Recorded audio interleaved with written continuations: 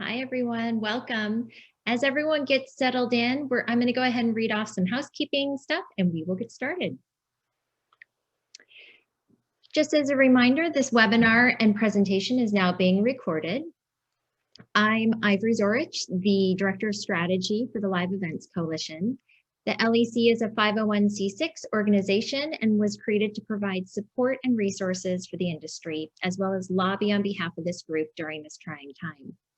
This session, as all of our webinars, are recorded and will be posted to our YouTube channel after each call. Now, just a few small disclaimers and housekeeping notes before we get started. Please be kind and understanding to others. We will not allow anything less than kindness. Please avoid self or company promotion on coalition webinars. We are a nonpartisan organization and ask that you respect that and all sides' opinions, even if you disagree. Please continue to support each other and our industry through this tough time. We need one another more than ever now. While the coalition members are trying to share as much information as possible, situations and information change from day to day, so keeping up can be challenging, and we appreciate your patience with us. It is the policy of the Live Events Coalition to comply in all respects with federal and state antitrust laws. Discussion of any matters relating to competition among our attendees or relating to practices that may restrain trade with third parties is not permitted. These prohibited subjects include prices, allocating territories, boycotts, or any other statements that may be construed as anti-competitive. And finally, please note that while the coalition members may offer ideas and advice, we are not legal or financial experts. Our panelists may be experts, however, the information shared may be different for your unique situation, and we advise you to reach out to your own lawyer, accountant, bankers, or business manager for expert opinions and advice. And now I'm going to turn it over to Nancy for her update from the president. And I remembered to turn myself off of mute. Hi, everybody. I hope everybody is having a wonderful Thursday and looking forward to a productive weekend. Many of you, I hope, are beginning to start to get some work, dipping your toe back into what it is that we all love to do, and that there's some exciting things on your horizon.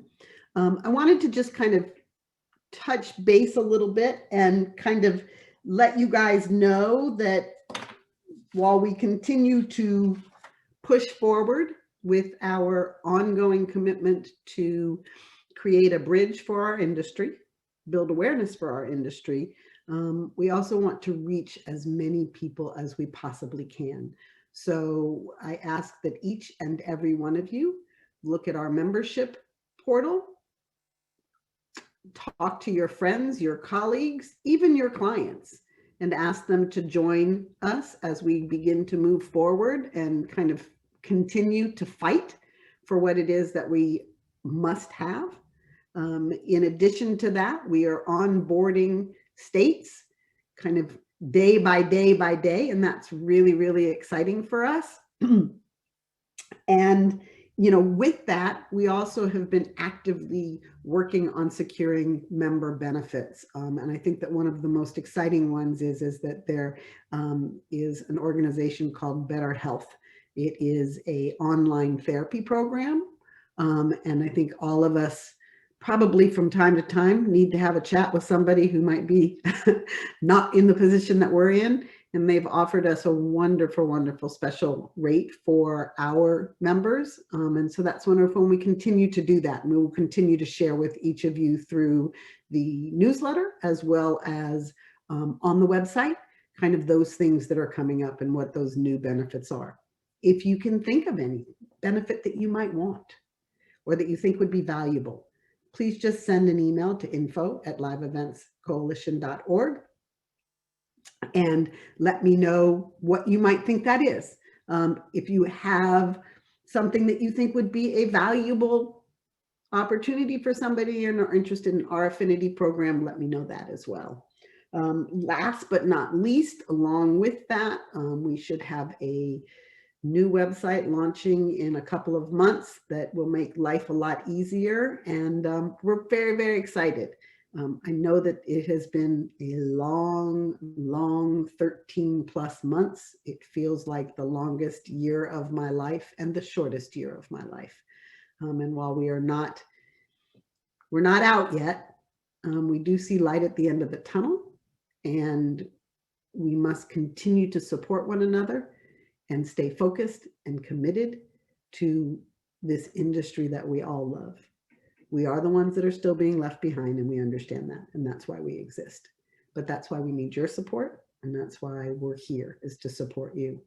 Last but not least, if you have any interest in participating on committees and giving some of your brilliance to our effort, please also send that to info@liveeventscoalition.org, and we will make sure to get back to you. We have open positions pretty much on all of our committees, from education and Marcom and others that we're building out, safety. And we would really love as many people from around the country to participate. So I think that's my update, except again, thank you. I remain honored and humbled to be leading this organization, though I'm really not leading it. I'm just standing next to some very, very brilliant people.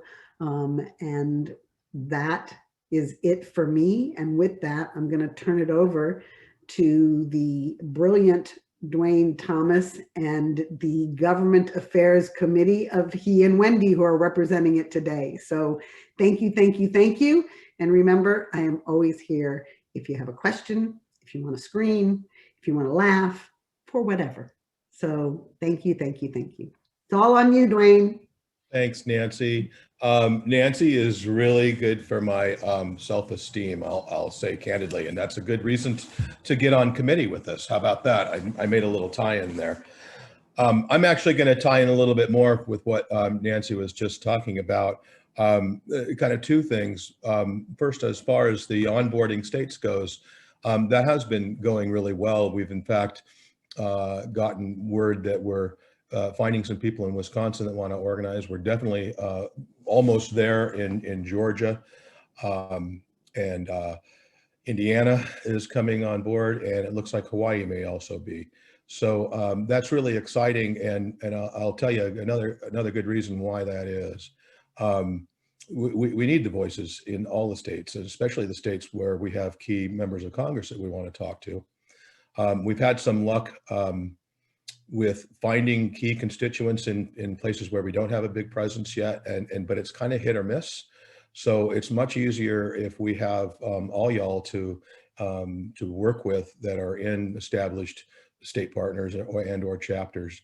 Another thing about that is this, Nancy talked a little bit about membership, and I'll be even more blunt. We need as many voices as we can have to have this lobby make sense and to have it be heard and be respected and appreciated and recognized.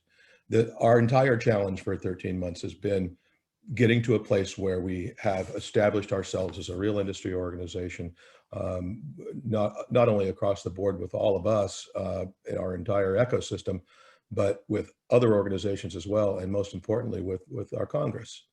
You'll find also that if you're strong in your own state, you'll be able to get things done on the state level as well, and Wendy's going to talk about that in a little bit. We're actually getting members of Congress saying to us, how many members do you have? That matters to them. They want to know whether they're talking to the little guys or the big guys. If we're going to go around pretending that we're the big guys, and I think we all know that we are, that's not a brag moment. It's simply, this is a very large industry and a very diverse industry. We're going to continue to wrap our arms around as much of it as we can, and the more people participating, not only as chapters, but as members, the better. I can't do what my committee is trying to do without all of your voices. Simply put, we need to be able to have you help us with research. We need to have you sign on to our letters, and we need you as constituents in many cases to talk to your own members of Congress in your states and your districts. So that's my plug. It's not normally how I present to you guys in this thing, but I wanted to jump on that and talk about how important it is. As to the news at hand, Nancy said this, and I know that Ivory alluded to it earlier, that things are fluid. Whatever we say today, there's a solid chance that a week from now we'll be saying something quite different. the business of governance and making legislation happen is one I had never imagined 13 months ago that I'd know anything about. I'm not sure I know much about it now, but I've learned how to imitate the people who do and say their words, and sometimes I even understand them. But I can tell you that one thing we know for sure is whatever we knew last week, plan on it being different next week. The progress continues to happen. I think there's change afoot. By now, you all know that the SVOG program crashed horribly on launch a week ago. They're saying it probably is going to be up by next Monday.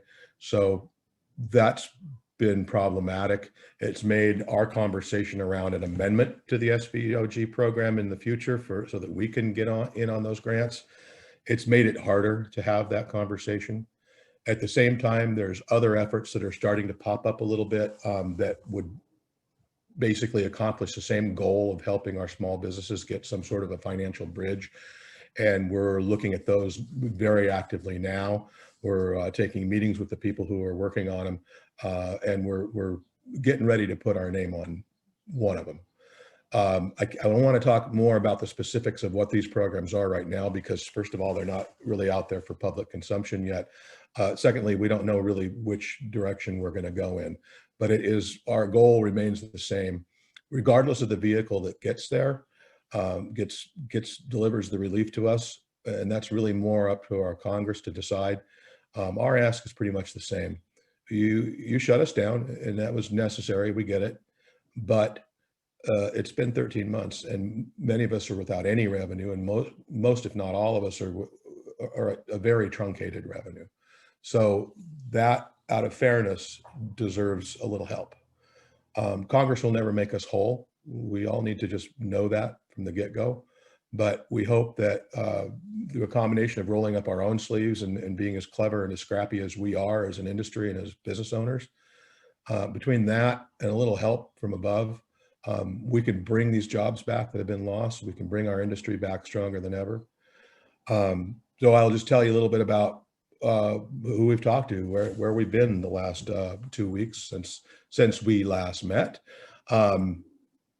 We have meetings coming up right now. If you're from Hawaii, we're going to talk to your representative in District 1, Mr. Ed Case. He has some very specific ideas, actually still looking at an SVOG amendment. So we're going to, he actually asked to talk to us to see what our thoughts were on his ideas. We're going to talk with Pete Stauber from District 8 in Minnesota. We are going to chat with Marco Rubio from Florida. Senator Rubio, actually, we had a meeting there. And unfortunately, the staffer was sick with COVID, so that got rescheduled. And we're talking to Senator Ernst from Iowa. We're talking with Representative Fitzgerald from Wisconsin. We just spoke with Senator Shaheen from New Hampshire this morning. That was a great meeting, and the staffer did a lot of talking about his involvement with PPP and his connection with the small business committees because of that. We also spoke with Ed Neal from Massachusetts yesterday, another great meeting where the staffer is probably the most respected tax expert in all of Congress and has all the connection to small business because she literally talks to them every day about the fact that PPP isn't taxable. So she's always in and out of that world. She was very promising in that she wants to go and tap the shoulders of virtually everybody we've already talked to in small business and try to get the ball rolling a little better. We could go on and on with these, and after a while, these are just names, so I'll just skip most of the rest of it. But I believe in total, in the last 2 weeks since we last spoke, we've been in front of nine congressional offices. So that's going well, and we'll continue to push that ball downfield. I wanted to talk a little bit about some allies we've been working on.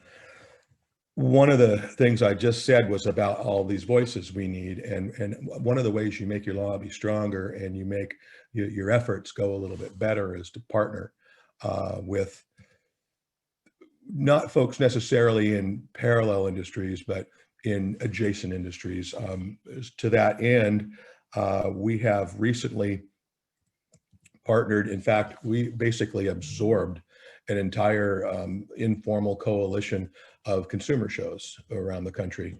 Turns out there was a really active person in Wendy's home state of Minnesota who got very busy 13 months ago, like we did, and started gathering the names and the information for every consumer show manager out there. And there are many, many, and they're in every state. They were like us at 0%. They just haven't been able to go. Some of these guys only do one a year. Some of them do 8 or 10. But the thing they all had in common, not any of them been able to have their shows. Now they're just starting to happen on a limited basis in some states, so that's a good news. But come to find out, my own Senator Merkley connected us with the Oregon version of them, and we get to talk to this person. And I was saying, well, what if our two organizations were to, kind of be simpatico and work together? And she said, well, what if we all just join you? So that's a really big win. That's great news. Those folks have given us constituents in places that we hadn't had them before, and have gotten us into meetings that we weren't able to get. So another very new development is that we're basically in lockstep and locked arm and singing Kumbaya with 3 more organizations that we've been talking to on and off. And we've agreed to share effort and share our lobbyists, and basically put all of our logos on one page. And that's the American Rental Association. 30% of their members are not in heavy equipment rental, they're in event rental. So they're very concerned about that part of their membership. And I'm going to get all the abbreviations wrong, so I won't even try. There's an amusement park and amusement attraction organization, which basically is all of the touring, fair and festival, the rides and so forth.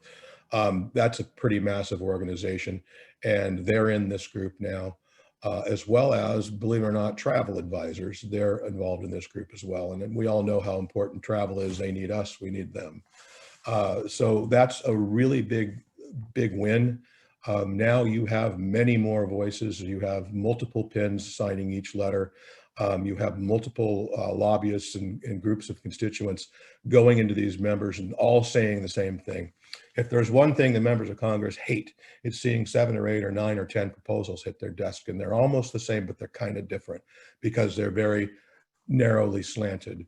For instance, folks in trade show tend to only talk about trade show. And there are a number of proposals that our members who are now have great relationships with are saying, well, what about these guys in trade show? They just say that really trade show is the only problem. So we're trying to erase all that or wrap our arms around all of it and get everybody who's hurting the help that they need. So that's been a huge win. One other quick thing is that I had a meeting with all of the executives at CDC. Myself and Ivory and Andy were on that. And there were some interesting takeaways, and this is a complete pivot, by the way, from what we've been talking about here. I'll just briefly say that if you're in a state and they're not giving you guidance and they're not able to tell you, well, what are the benchmarks, or when are we going to plan on being, so that you can plan, so that you can tell your clients when they can have their event. We kind of know why now, and that is because the CDC doesn't know. I will tell you candidly, they are very thrown by these new variants. They're probably really thrown by the problem with the J&J vaccines that just surfaced 2 days ago. This meeting was before then. But basically my takeaways, and there were a lot of them, we asked them specifically, well, what do you think the guidelines are for having an event? And they told us pretty much everything we already know. So I won't belabor that. But after talking to them for a bit, I just sat and thought to myself, well, I live in Oregon, and everybody in Oregon is upset because we just don't know. And so things that were scheduled with a lot of confidence for the summer now is starting to cancel because the state just won't tell us. Well, I think we know why now. And so before you're furious at your state, you might think about the fact that they can't get the information either. And I'm not making a pitch to be nice to your state house or anything like that. You do you, that it's your state. But I just thought I would share that because we were with the chief medical director and the operations guidance task force chief and the vaccine task force chief, a congressional liaison, along with the senator. And if these guys are saying it, it's probably true. I know that sounds super depressing, but let me give you the silver lining with this. Because we were there and we had a goal, basically towards the end of the hour, I specifically told them that the CDC needs to call out our industry by creating and publishing suggested benchmarks and guidance and best practices. Because they sat there and they told me what they were. And I said, where are those published? And they said, nowhere. So I said, publish them, tell us what the best way to do this is. That's going to get us the attention that we need. And it's going to get the states to realize, hey, there's this whole other group of interests out there that we need to address. And I made sure they knew we want to maximize safety. But I also said, we need you to illuminate publicly and broadly that our industry is a monumental challenge in front of it, and that we need their help to foment more interactions between in-state industry organizations and state leadership. So they agreed, and I believe that was a little bit of a win. They did tell us that they were willing to do webinars with us, so I'd be curious to know if the folks in the audience today would find value in that, because that is something we can set up. They also said that they do a lot of direct one-on-one counseling and consulting, which I didn't know. So I'm curious to find out if anybody would take them up on that. And if so, I will try to make that connection, or we will try to make that connection. So that's my report. I want to kick it over to Wendy, talk a little bit about what's going on at state levels. In some cases, there's been some exciting news lately as far as that goes. Wendy, take it away. Thank you, Dwayne. So we talked in a past call about getting our states very active in trying to get a slice of the American Rescue Plan funding that's coming to the states. So we wanted to talk about that a little bit today and give you some kind of key pointers in the process. If you are currently working on getting ARP funding for your state, if you could put a comment in the chat, that would be great. We're trying to track who all on this call is working on that right now. And also, if you need pointers on language or email communications, or how you need to get this into your state, we have some examples as well that we can send you. So let us know that also. So I want to talk specifically about Minnesota, because that's where I live, and that's the state that I've been working on trying to get our carve out of the funding. So really where I started, I'm just going to kind of take you through my process so you can kind of emulate this, because it's actually gotten us some success. So I started actually with researching key people in our state legislature. So, go through and start to Google who all your state and local House people are, get those lists pulled together, and then start identifying on those lists, who are your key people at the state level. So who are your speakers, who are your top people in your legislature, and then also do some research on who tends to write a lot of legislation, who's really active. And then you want to create some letters and start emailing those to the key people, including the infographics and the other information that we typically send to sort of illustrate our challenge in our industry. And then the next thing we did in Minnesota was we created a petition, which we did through the UJoin campaign, and we pushed that out. We got 173 signatures on that, which we then pulled together and took our letter and added those signatures and then pushed that out. And in that case, we sent it to everybody in our state, both House and Senate. And then from there, I've been also liaisoning with other associations in the state. So it's effective, I think, to partner with associations that have paid people on their staff that do government affairs, because this is their job. They do it every day, all day. They know all these people. They have the relationships already built. So I've actually been partnering with Hospitality Minnesota, which is a great intersection for us, because obviously there's some overlap between our two industries. And so that has been key. Their government affairs lead there. And again, he's paid, this is his job.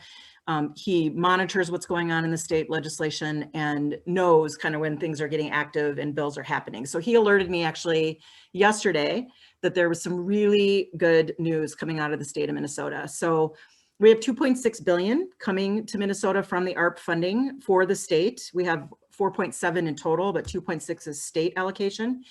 And right now it looks like we're getting about 200 million that's going to be allocated in combination for hospitality venues and resorts, and also event small businesses. And then there's an additional 300 million that's being allocated for other small businesses in the industry. So across that $500 million bucket of money, our hope is that everybody here in the state of Minnesota will be covered to at least, get some of their losses recovered.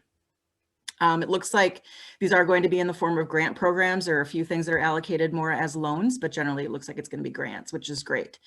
So what I did today actually was I went through that bill, I marked it up, I pointed out where there were points that I thought it wasn't inclusive enough. And then I passed along a new vertical infographic that we actually just created yesterday, and Ivory's going to pop it up here so that you can see this. I think this really helps illustrate to your local officials exactly how big let's switch over to the verticals, how big our verticals are, right? So it's the 6 main segments: the corporate, sporting events, fairs and festivals, celebrations, fundraisers, political, and performances. And then what types of events are underneath that? So I found as I was walking through the legislation that it wasn't big enough. And so I sent this along to illustrate out, the types of segments I want to see, the business sectors I want to see, and the job titles that are included, so that we can really make sure our legislation is very inclusive. Those are the main things. Were there any questions that popped up in the chat or on the Q&A related to that? Looks like not yet. Okay, not yet. Like we're way too good at explaining things. No questions. Okay, awesome. And then the other thing I wanted to show today is, as we've been having these congressional conversations and even our local and state conversations, questions are coming up, right, from our elected officials. And so as a follow-up to those questions that we get, we tend to create materials and infographics. And so that's how the vertical infographic came up yesterday. And here's another one that we recently created. And this one is just showing the impact of one event so that we can show our elected officials how many people and how many small businesses are involved in one event. So this is actually an illustration of a fundraiser gala that happened in DC. And we talk about the length of time it takes to create that gala. So it's a year planning time. You can see the different blocks in the chain here, or in the tower, that are the small businesses that are represented. So we had 30 different small businesses for this particular gala, and we had over 500 people employed. And then we showed the disruptors in the red. Whoop, go back for a second, Ivory. So the disruptors on the left, which we all know, right? Travel, personal health and safety risks, supply chain is broken, capacities are limited. So we're showing how this tower is breaking. And then on the second page, we show in more depth the sort of more of the ecosystem. So Ivory, you can go to the second page, please. Is it not showing on your screen? Nope, it's not showing on my screen. Okay, let me reshare.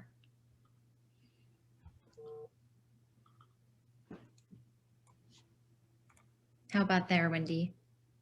No, it's still the first page. I'm not seeing anything now. Now I see the black screen. Okay, well, I will have to just share it in an email with everyone after the webinar. I'm sorry. So the second page is a bunch of circles that talk about the different types of companies that were involved and how many jobs at each company and the revenue at each company that was lost. And so in total, if I remember correctly, it's like $623,000 of small business revenue was lost by not doing this event. And it was 518 jobs that didn't happen. Between all the planning people, the decor people, the production people, the hotel people, the catering, all of that, that really tells a good picture to our elected officials of how complicated our events are and how many people are impacted. So those two infographics are now available for your use, and Ivory is going to be sending those out so that you have them at your fingertips. And I think that was what I had to share for today. Any questions I can help with? I just want to make sure that everybody understands what the acronym is that you're using. Took me a second. So it's the American Rescue Plan. ARP, yep. You're saying to a Washingtonian ARP, and all I hear is AARP. AARP, sure. Yeah, was that the right one? American Rescue Plan, which is the legislation that just passed here a month ago. So we had one question in the Q&A from Kelly. about she says, I understand that LCA, which is the leading caterers association of America, or the leading caterers of America, Caterers of America, has joined forces with LEC. As a member of both, how does she combine her memberships? So Kelly, thank you for the question. I actually have a meeting with the LCA board next week to finalize everything. And once that has happened, we will make sure that you know exactly how to do what you need to do. Carl is my point of contact, and he is the person that I will be chatting with along with the rest of the board. And following that call, we'll be able to give you a much better answer. But right now, thank you for your membership here and your membership there. And that was the only question we had in the Q&A box. I don't know if anybody else had any questions. Emma is asking in the chat box, what is it again? And Emma, there we go. American Rescue Plan. It's the law that was just passed a month ago. $1.9 trillion. Yeah. They just all keep coming up with different names. Yeah. There was a lot in it, including the restaurants aid. Oh my gosh, they added more money to SVOG. They did a makeup plan for EIDL for low-income folks. Oh God. And actually, if you guys didn't know this already, but they're allowing people, and they haven't been very loud about this, but there's an opportunity to go back and get a second draw EIDL loan because at the end of that program, or very early in that program, they started closing down how much they would offer businesses. And so the loans got smaller and smaller and smaller. And basically they went back, this Congress went back and said to them, you got to go back because we passed a law that said it was up to $500,000 and some of these people got less than 50,000. So they're allowing us to go back and ask for a reconsideration now. You should, if you got an EIDL loan, you should by now have gotten an email that indicates don't throw that one away if you're still looking for temporary funding, because that's one way you can go. Oh, there's a question from Don. Since there is an SBA PPP forgiveness, could SBA EIDL forgiveness be pursued if SVOG expansion does not happen? We sure as heck are going to, if we don't get aid, that's next. We're trying to push aid into the next reconciliation package. I wish I could tell you when that was going to be. Frankly, I say to a lot of these people, what do you think our shot is? Because I already know the answer, but I want to know that we're willing to ask. They don't know. They don't know when it's going to be. Right now, everybody has infrastructure fever. So we're trying to battle a little bit of that right now. There's a lot of fatigue from talking about relief. Frankly, and we don't care. We're going to talk about it anyway. You're not done. So that's been our approach. But yes, to answer your question, we have that on our sites, but we're going to try to get this package done first. Great. That is the last question in the Q&A chat. So Nancy, do you want to close this out for today? Sure. Are we sure nobody else has any questions, any ideas, any thoughts? They can always come to office hour. They can come to office hours. The one thing that I would like to ask is if in your state you are involved in any of the reopening kinds of conversations where you've had the ability to have good conversations with your state or county or city, because depending on where you are, it could be any number of those people. We would love if you would just share with us what was successful in that so that we can share that with everyone else. And it will allow us to provide those who may be struggling with some possible insight about how did you get to the right people. And just continuing to share our resources from a state level on what worked for you and maybe what didn't work for you.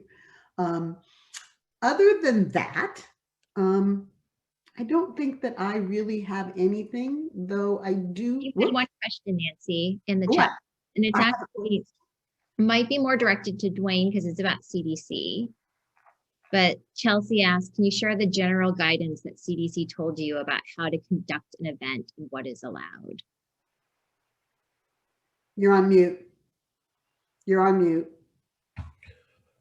Yes, it was very, I will tell you, it was very casual. And if you look in the chat, actually Jody, who directs our safety committee, did post what they have up now, which is weird because they told me they didn't have anything up. But anyway, either way, let me go to my notes here and I'll tell you what they said when I asked. They said, here's what we suggest: be able to have a contact list for all attendees, create a contingency strategy during the planning phase as to how to pivot in case of a sudden last minute infection spike. I hope everybody gets my sarcasm. Use all current precautions, especially physical distance, masking, and hand wash stations. Outdoors is far better than indoors. Indoor venues should consider getting a consult from an HVAC engineer to see if air circulation and or fresh air intake can be improved. If nothing else, turn on all bathroom, kitchen, or other exhaust fans and operate with as many doors and windows open as possible. Nothing we didn't already know. I'm curious to look at this link that Jody posted, since they did in fact appear to have something up as of March 7th. So I would caveat that though with every state probably has their own guidance. So you want to make sure you're aware of what's going on in your own state. So for example, in the state of Minnesota, we're required to actually create a COVID preparedness plan for each event, and we have to submit that into the Department of Health. So you're going to want to make sure you know what the rules are within your own state and then follow those accordingly. I'll also tell you that during another part of the conversation, they brought up the importance of COVID safety compliance officer.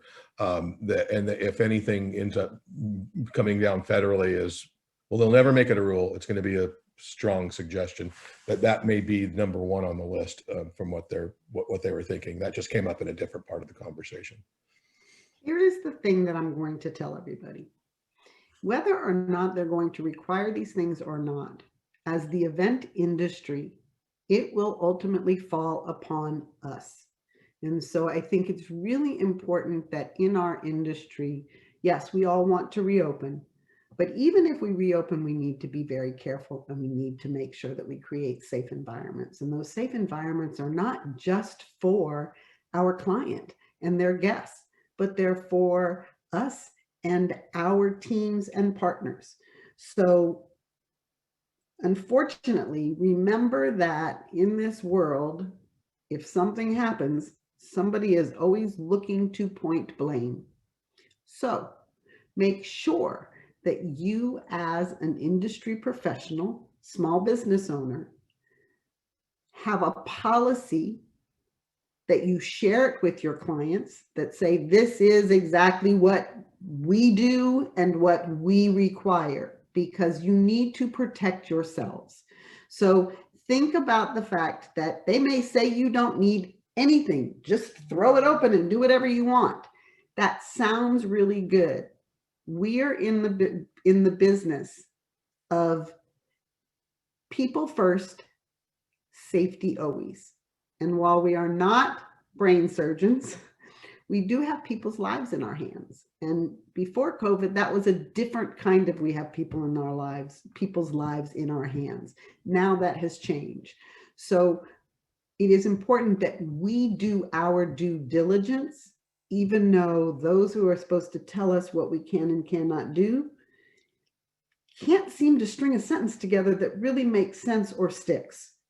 So this is not what anybody wants to hear, but own it so that you are protecting yourself and what you think is right. We've spent a year talking about it. We've spent a lot of time over the last couple of months about what does safety look like when you return, what works, what doesn't. But this is an industry of remarkably creative, smart, innovative people. I know that we do it for experiences. I just now need you to add the whole concept of safety into how you think and how you're going to approach something, not only for your clients, but also for yourselves. We know that insurance is going to be a big issue as we go down the pike. We're not there yet, but be as careful as you can, as thoughtful as you can, making sure that your client understands that this is not just you being a tough guy, but that this is to make sure that everyone is safe and as safe as we can be. Unless Jody says COVID compliance officer or COVID safety officer should be present at your events. And the short answer to that is yes. Until we get to a point where we know that this is okay. I just talked to the top event planner in Bermuda, and they reopened the country. They had very, very little COVID outbreaks. I mean, very little, like under 100 or something crazy. They reopened to bars and events 4 days ago. And guess what happened? It shot back up and they have closed back down. We don't want that to happen to any of us. You know, they're a very, very small island, as we all well know. We're a much bigger organization with lots of different rules and regulations, but be proactive, don't be reactive, and communicate, communicate, communicate. So on that, yes, duty of care. That's the other term that I was looking for, Mary Ann. Thank you. So with that, remain hopeful, remain connected to one another. Always remember that we are not alone, that this is an industry, excuse me, of 12 million people. Those are 12 million colleagues. And while you may not know all 12 million, you definitely know some. Remember to reach out to one another. Remember to share your ideas. We will only go back if we are sharing our knowledge and we are being conscientious. I've said this throughout the year. We're no longer an industry of competitors. We're an industry of colleagues. And my hope is that when we do go back, we remain an industry of colleagues. We will compete, but that we are colleagues and that we know that we are in an industry that we treasure, that we understand its importance and its impact, and that we are going to stand tall and continue to do what it is that we do and do well. With that said, I thank you. I enjoy seeing you all every other week and am always here, as I said. Office hours are about to start, I believe, in case you have any other questions, or they start in 15 minutes. And again, please find people to become members. If you're in a state that doesn't have a coalition or don't know of a coalition, let us know. And thank you. Thank you to all of you. Be well.